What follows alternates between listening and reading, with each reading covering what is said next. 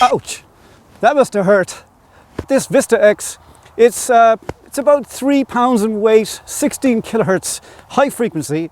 It's analog, it's got no meter to look at, 7 rotary controls including ground balance and threshold, 2 triggers for left and for right-handed operation. What you do is you push it forward into the alternative discrimination. There are 2 discrimination circuits. What we're going to do is we're going to take a quick look at the Vista X on a variety of sites with the octagon coil, which is 9 inches by 11. That's the footprint. And we also have a small round 5x7. Very, very nice little coil.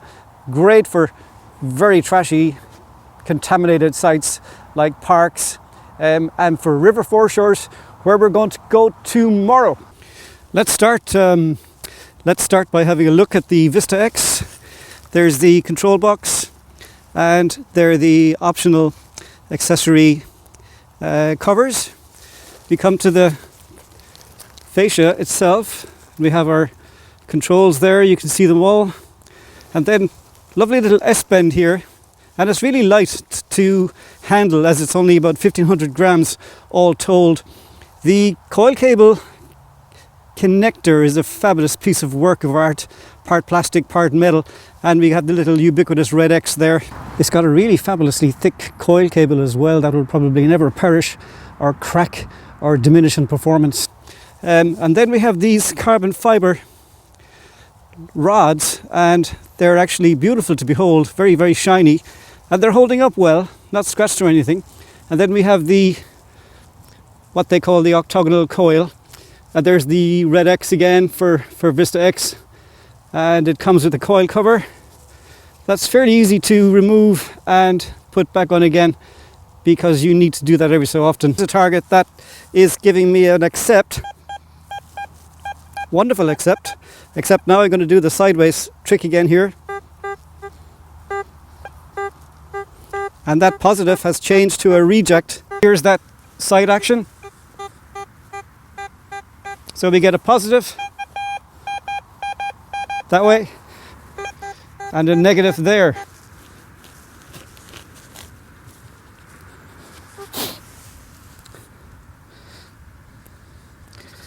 And it's not ferrous at all, it's the ubiquitous square pull tab. That is one possible method to identify pull tabs before you dig them out of the ground at all. And the way I have my discrimination set up today is to accept euros, but partially reject on these square pull tabs and still retain sensitivity to gold targets such as large rings. Now, I'm not saying it's bulletproof, it mightn't work all the time, but if it works some of the time, isn't that worth it? So how about that?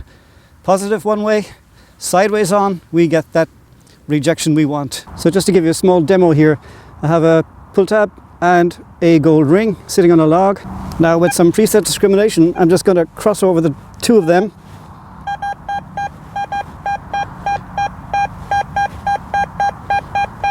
Now engage my alternative disc,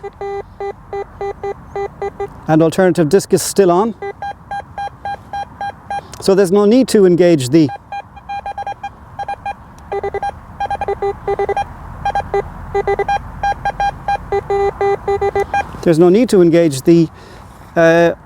sideways RX winding if you don't want to. Another high tone here now. Let's verify on the edge. That's good enough for me. Don't think I'll have to dig too deeply because it was nice and loud. Just waiting to see a flash of a coin or something. Got a scratch there. And there it is. There's my €2. This is a classic accept reject signal here. Got that high tone. Then we get the low tone immediately. And I think that's a positive hit. Let's go alternative disc. Push the right trigger forward. It's accepting. Now take my finger off that. And let's do the side kick. Okay, that's definitely a coin, I'd say. Pinpoint to where it starts. Let's come into it. Right there under the X. We won't have to dig too far. We should be able to see it. There she blows, I can see it already. See the flash of gold here? Already, so the detector was right. Fantastic. I'm actually, after moving to a stubble field, I got to pick up the Vista here. I'm using the rain covers because of the saturated ground. I don't want to get the speaker wet. So I've ground balanced, and my settings are kind of similar to what they were earlier. Sensitivity, discrimination, gain. Iron volume is up though, because there's probably a lot of iron in here. I can't really detect in a full sweep because the stalks are still a bit high. Getting a nice little short hit here now. Second disc. So I think this is worthy of investigation because it could be a small button or a coin. And see what's causing our little disturbance. Because, and I have it here, copper, actually it's a broken buckle I think, or is it a key? It's just a small little artifact. Could be a key of some kind, but not a bad little target. Definitely old, it's got some age to it. Probably 1800s or thereabouts. But yeah, the first find from the stubble field. Usual one here now. Very loud, clacky. That's past my second test because I don't think it's deep.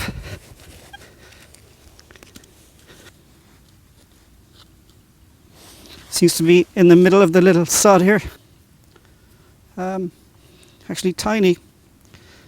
Looks like a little tiny button. Whoops, dropped it. Nice little button. Again, probably 1800s or there. And we have the small coil.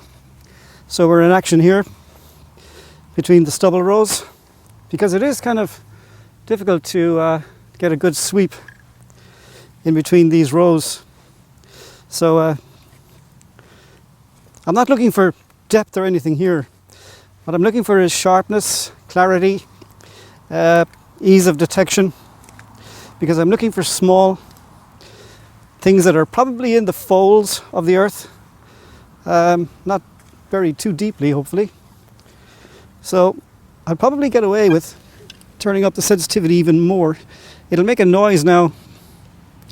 Oh, it didn't. Okay.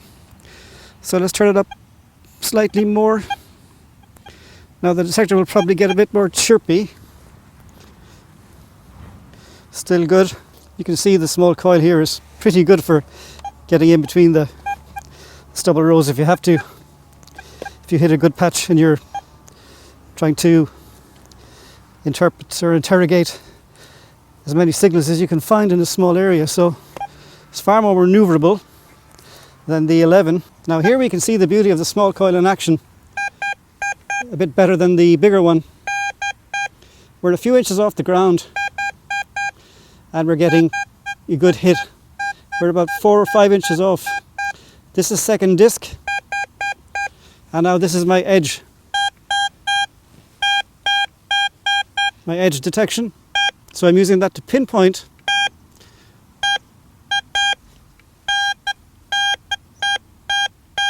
and to verify. This actually seems like quite a big target according to the pinpointer. So we could be dealing with anything here. Getting a good hit there. I think it's large. As you can see, that find turned out to be what looks like a screw cap. And you know, that's fairly deep for the small coil, I think, but it's a big object too. So it's all relative. At Industrial River foreshore, we're going to have a look at the Vista X today in this short stretch of mud.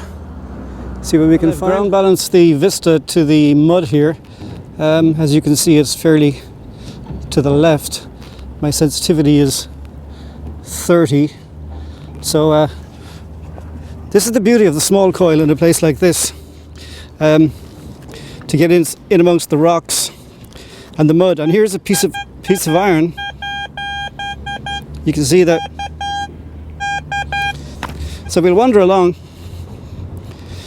and see can we find anything. Let's have a quick look at where we're going. We're just going to follow along this muddy line here. Sounds nice. So we're actually going to dig this one. The tide is turning here now.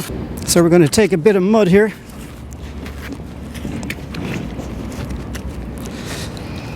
Whoops, you hear that squelch there? Turn it over. I don't think it's that deep.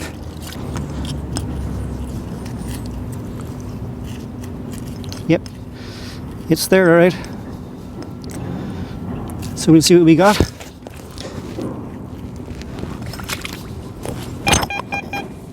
Dirty business.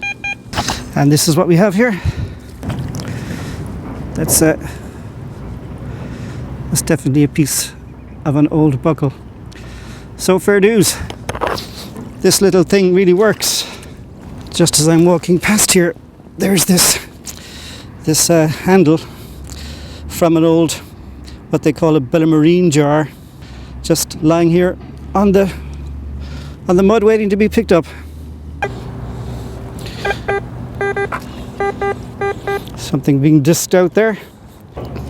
But the coil is wonderful. There's a piece of lead, I can see it on the ground. Just a scrap piece of a strip of metal there. That's no good to me today. A lot of iron signaling there. Let's just go into the water.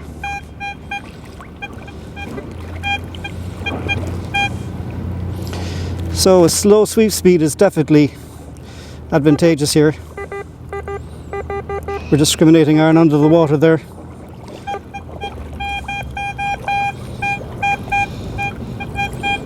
Something breaking through the discrimination there. Back onto the dry, well, semi-dry. They're positive here now. Second disc, edge on. So we're going to dig that one for sure. Again, it's probably not deep.